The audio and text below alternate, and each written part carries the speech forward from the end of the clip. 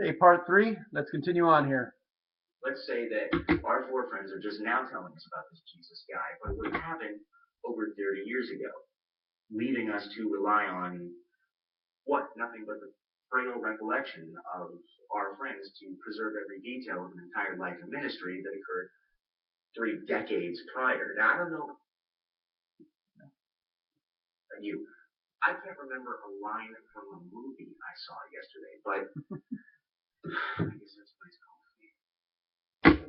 The only thing that takes faith is to believe what he's saying.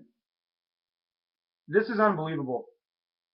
This is so anachronistic to what the actual situation was in the first century Israel and Galilee.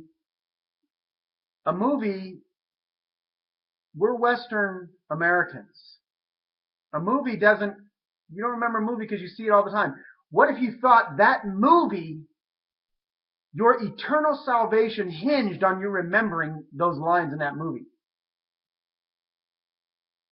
Would you remember better? I think you would.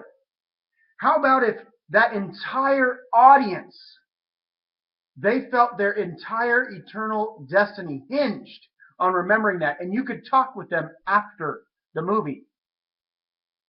The frail recollections. See the way this is being painted?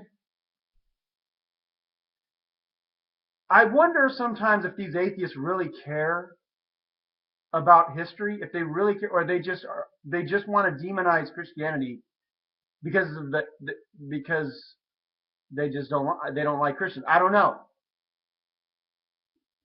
But that is so historically off. And this is just the beginning of the wildness that's going to come down the pipe here. So we're not talking about frail memories of movies.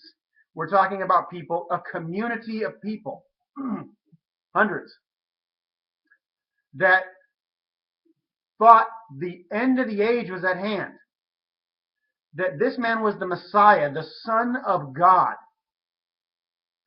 They thought his words were the very words of God itself. They had a tremendous oral memory and a capacity to remember words orally. So to talk about Western Americans remembering a line from a movie, comparing it to the Gospels, it's laughable. Anyway, let's keep going here.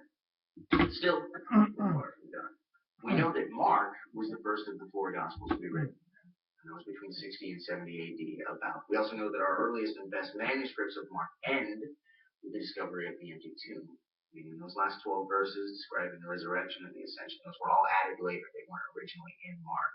And Matthew and Luke were written after that, sometime between 70 and 100 AD. And they were... I would love to understand where he gets that 70 to 100 AD.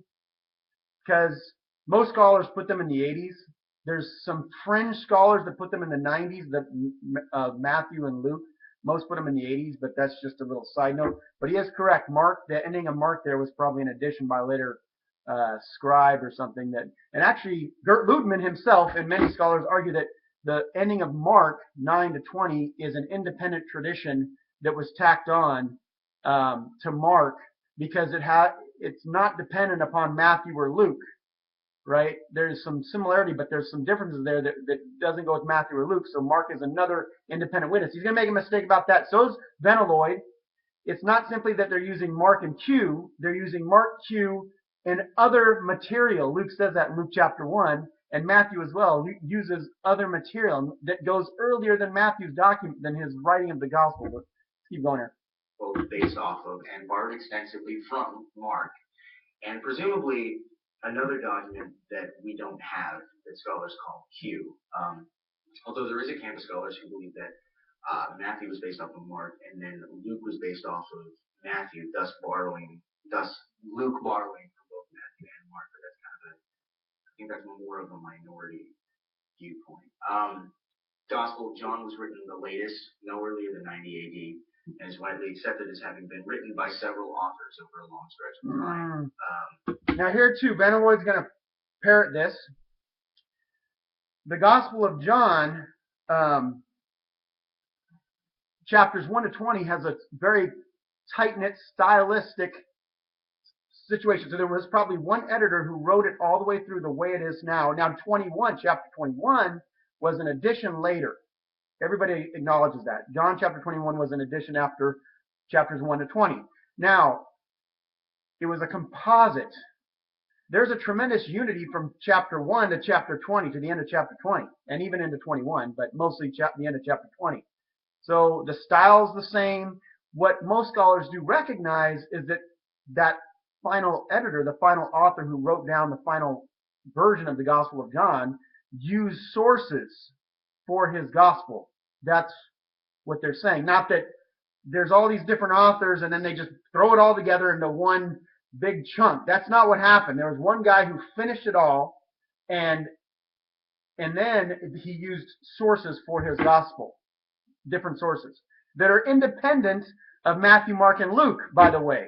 And scholarship is divided on that.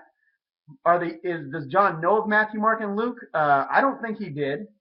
There's some connection there, but I think he's dealing with other traditions. You're dealing with huge amounts of traditions here that go very early. It's not simply forefront. Hey, keep going. John is also the gospel that pretty much all scholars reject as having any kind of historical accuracy or validity. There is history in John. There is history in John. Now, the way that Jesus talks in John, a lot of scholars think, is put in a Johannine way, but you can find a lot of the ways that Jesus talked in the Synoptics are put in the Johannine way. So a lot of scholars say that, but they don't think it's completely devoid of history. Actually, most scholars do kind of follow the Gospel of John in its outline of Jesus' ministry being about 3 years. And there is history in the Gospel of John, so whatsoever. Another fun fact about John, and I say this because you made it a point in your video of arguing against the reliability of Gnostic texts, is that even though it's not considered a Gnostic piece by you or other Christians, it's not. It was by the Gnostics. In fact, no, it's not. We found early manuscripts of John. It was compiled along with and alongside other Gnostic Gospels. And where does he get this?